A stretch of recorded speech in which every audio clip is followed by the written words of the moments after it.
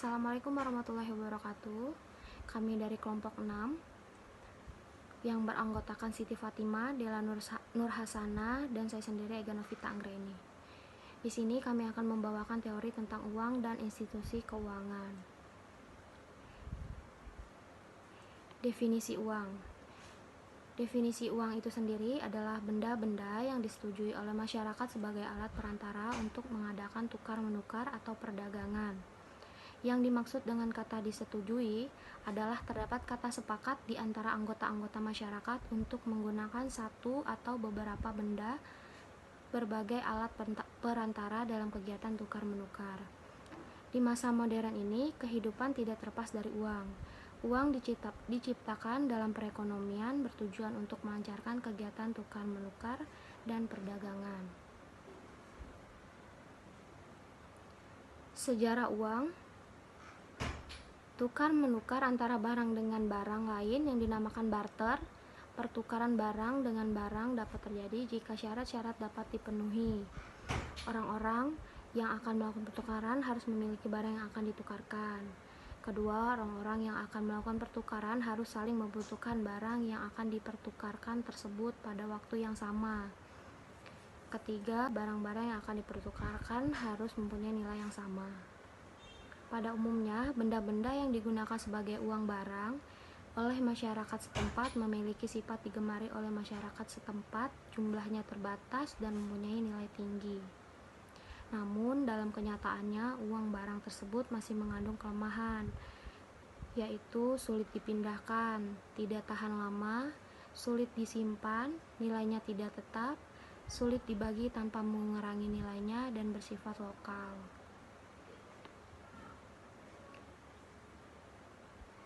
Syarat suatu benda dapat dikatakan uang. Di Indonesia sendiri sekarang beredar uang kertas dan uang logam yang dikeluarkan Bank Indonesia. Kedua jenis uang tersebut memenuhi syarat-syarat sebagai berikut, yaitu 1. Dapat diterima oleh masyarakat umum. 2. Mudah dibawa kemana-mana. 3. Mudah dibagi tanpa mengurangi nilai. 4. Jumlahnya terbatas sehingga tetap berharga. 5. Ada jaminan. Dan 6. Mudah disimpan dan nilainya tetap. Uang kertas yang beredar merupakan uang kertas kepercayaan atau uang tanda token money. Disebut uang kepercayaan karena nilai bahan untuk membuat uang jauh lebih rendah daripada nilai yang tertera atau tertulis dalam uang. Uang kertas juga merupakan uang tanda karena masyarakat atau tertulis dalam uang. Uang kertas juga merupakan uang tanda karena masyarakat bersedia menerima uang kertas dengan alasan terdapat tanda sah sebagai uang yang dikeluarkan oleh pemerintah. Keuntungan penggunaan uang kertas ada dua, yaitu ongkos bahan dan pembuatan murah. Kedua, mudah dibawa dan digunakan dalam bertransaksi. Adapun kerugiannya, 1. Mudah dipalsukan, dan yang kedua tidak tahan lama. Jenis-jenis uang. 1. Berdasarkan lembaga yang mengeluarkan uang kartal atau uang kepercayaan, yaitu uang yang dikeluarkan oleh negara berdasarkan undang-undang dan berlaku sebagai alat pembayaran yang sah. Di negara kita sendiri, uang logam dan uang kertas. Uang giral atau simpanan di bank, yaitu dana yang disimpan pada rekening koran di bank-bank umum yang sewaktu-waktu dapat dipergunakan untuk melakukan pembayaran dengan perantara cek, biljet giro, atau perintah membayar yang dikeluarkan oleh bank umum dan merupakan uang yang tidak berwujud karena hanya berupa saldo tagihan di bank. Yang kedua, berdasarkan bahan pembuatannya dapat dibedakan menjadi dua, yaitu uang kertas dan uang logam. Berdasarkan nilainya, uang bernilai penuh, yaitu uang yang nilai bahannya atau nilai intrinsik sama dengan nilai nominalnya. Pada umumnya, uang yang bernilai penuh terbuat dari logam. Uang tidak bernilai penuh, yaitu uang yang nilai bahannya atau nilai intrinsik lebih rendah daripada nilai nominalnya. Pada umumnya, uang yang tidak bernilai penuh terbuat dari kertas. Fungsi uang. Fungsi asli, alat tukar umum, alat satuan hitung. Fungsi turunan, alat pembayaran, alat menabung, pemindah kekayaan, pembentuk atau penimbun kekayaan, pendorong kegiatan ekonomi. Nilai uang. Nilai uang adalah kemampuan uang untuk dapat ditukarkan dengan sejumlah barang tertentu. Nilai nominal uang, nilai yang tertera atau tertulis pada setiap mata uang yang bersangkutan. Nilai intrinsik uang, nilai bahan yang digunakan untuk membuat uang. Nilai real uang, nilai yang dapat diukur dengan jumlah barang dan jasa yang dapat ditukar dengan uang itu. Misalnya, jika uang Rp1.000 dapat ditukarkan dengan 1 gelas minuman teh, maka dapat dikatakan bahwa nilai real uang Rp1.000 adalah segelas minuman teh. Pembedaan uang berdasarkan penggunaannya. Nilai internal uang yaitu daya beli uang terhadap barang dan jasa. Contoh, dengan uang Rp5.000 kalian dapat membeli sebuah buku tulis. Maka nilai uang internal uang Rp5.000 tersebut adalah sebuah buku tulis.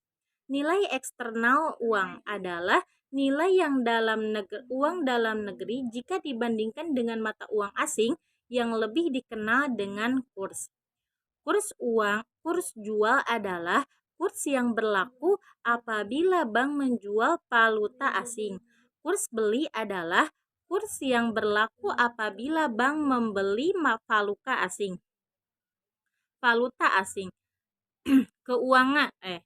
Lembaga keuangan. Lembaga keuangan adalah lembaga kegiatan menghimpun dana dari masyarakat dan menyalurkan lagi kepada masyarakat. Lembaga keuangan merupakan perantara antara pihak-pihak yang mempunyai kelebihan dana dengan pihak yang memerlukan dana. Lembaga keuangan terdiri atas bank dan lembaga keuangan bukan bank. Kata bank berasal dari bahasa Italia, yaitu banca yang berarti meja yang digunakan sebagai tempat penukaran uang. Menurut Undang-Undang Nomor 10 Tahun 1908 tentang perbankan, yang dimaksud dengan bank adalah badan usaha yang menghimpun dana dari masyarakat dalam bentuk simpanan dan menyalurkan dalam bentuk kredit dan atau bentuk-bentuk lainnya dalam rangka meningkatkan taraf bank perkreditan rakyat. Selain itu, juga terdapat Bank Sentral dan Bank Indonesia. Bank Sentral diatur oleh Undang-Undang Republik Indonesia Nomor 23 Tahun 1999 tentang Kemandirian Bank Sentral. Sedangkan Bank Umum dan Bank Perkreditan Rakyat diatur oleh Undang-Undang Republik Indonesia Nomor 7 Tahun 1992 tentang perbankan yang disahkan pada tanggal 25 Maret 1992. 3 tugas utama bank atau produk-produk bank. Pertama, menghimpun dana masyarakat atau kredit pasif. 2. Menyalur dana masyarakat atau kredit aktif. 3. Perantara lalu lintas pembayaran. Selanjutnya ada jenis-jenis bank. Yang pertama itu ada bank sentral. Di negara kita bank sentral yaitu Bank Indonesia, di mana tujuan Bank Indonesia adalah mengatur dan memelihara kestabilan nilai rupiah. Stabilan nilai rupiah tampak dari pengembangan laju inflasi dan perkembangan nilai tukar rupiah terhadap mata uang asing. Bank Indonesia juga bertujuan untuk menetapkan dan melaksanakan kebijakan moneter, mengatur dan menjaga kelancaran sistem pembayaran, mengatur dan mengawasi bank dan sebagai penyedia dana terakhir bagi bank umum dalam bentuk bantuan likuiditas Bank Indonesia. Yang kedua ada bank umum. Bank umum yaitu bank yang melaksanakan kegiatan usaha secara konvensional dan atau berdasarkan prinsip syariah yang dalam kegiatannya memberikan jasa dalam lalu lintas pembayaran. Di negara kita ada 5 macam bank umum. Ada bank milik pemerintah daerah seperti Bank DKI, Bank Jabar, bank milik negara seperti BNI, Mandiri, BTN, dan BRI. Bank swasta nasional seperti BCA, Lipo Bank, Danamon, dan BI. Ada juga bank umum swasta asing seperti Citibank, Bank of America, Bank of Tokyo, dan lain-lain. Dan ada juga bank umum berbentuk koperasi seperti Bank Bukopin. Selanjutnya, ada bank perkreditan rakyat, di mana bank perkreditan rakyat diperbolehkan menghimpun dana dari masyarakat dalam bentuk simpanan berupa deposito berjangka, tabungan, dan atau bentuk lain yang dipersamakan dengan itu, dan juga memberikan kredit pada masyarakat sebagaimana dilakukan oleh bank umum. Dan yang terakhir yaitu ada bank syariah. Bank syariah yaitu yang melaksanakan kegiatan usahanya menurut syariat Islam. Istilah-istilah yang ada dalam bank syariah dalam melaksanakan kegiatannya yaitu yang pertama ada mudharabah, yaitu prinsip bagi hasil. Yang kedua ada musyarakah, yaitu pembiayaan berdasarkan prinsip penyertaan modal. Yang ketiga ada murabahah, yaitu prinsip jual beli barang dengan memperoleh keuntungan. Yang terakhir yaitu ada ijarah, yaitu pembiayaan barang modal berdasarkan prinsip sewa murni tanpa pilihan. Selanjutnya ada lembaga keuangan bukan bank atau LKBB. Menurut Keputusan Menteri Keuangan Republik Indonesia Nomor Keputusan 38-MK-1V-1972, lembaga bukan bank adalah semua lembaga yang melakukan kegiatan dalam bidang keuangan yang secara langsung atau tidak langsung menghimpun dana dengan cara mengeluarkan surat-surat berharga, kemudian menyalurkan kepada masyarakat terutama untuk membiayai investasi perusahaan-perusahaan. Kegiatan usaha yang dilakukan oleh LKBB diantaranya itu menghimpun dana dengan cara mengeluarkan surat-surat berharga, memberikan kredit jangka menengah dan panjang kepada perusahaan atau proyek yang dimiliki oleh pemerintah maupun swasta, kemudian menjadi perantara bagi perusahaan-perusahaan Indonesia dan badan hukum pemerintah untuk mendapatkan kredit dari dalam maupun luar negeri, melakukan penyertaan modal di perusahaan-perusahaan dan penjualan saham-saham di pasar modal, melakukan usaha lain di bidang keuangan setelah mendapat persetujuan Menteri Keuangan. Dan yang terakhir contohnya itu menjadi perantara bagi perusahaan-perusahaan untuk mendapatkan tenaga ahli di bidang keuangan. Selanjutnya ada jenis-jenis lembaga keuangan bukan bank atau LKBB. Yang pertama ada lembaga pembiayaan pembangunan, yaitu lembaga yang usahanya melakukan pembiayaan dalam bentuk penyediaan dana atau barang modal dengan tidak menarik dana dari masyarakat secara langsung. Yang kedua, perusahaan yang merupakan lembaga yang menghimpun dana melalui penarikan premi asuransi dan menjanjikan akan memberi sejumlah ganti rugi jika terjadi suatu peristiwa atau musibah yang menimpa pihak yang mengikuti program asuransi tersebut.